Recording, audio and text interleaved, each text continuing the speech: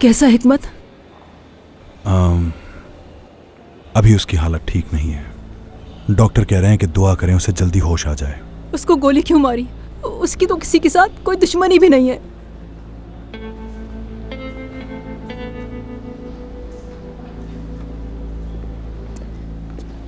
करीम साहब, उन्हें होश आ गया है। ठीक है डॉक्टर।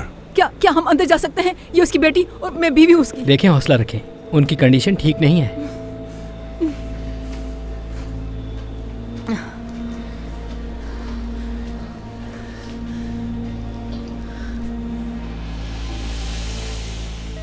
मैं जिंदगी के आखिरी सफर पे हूं।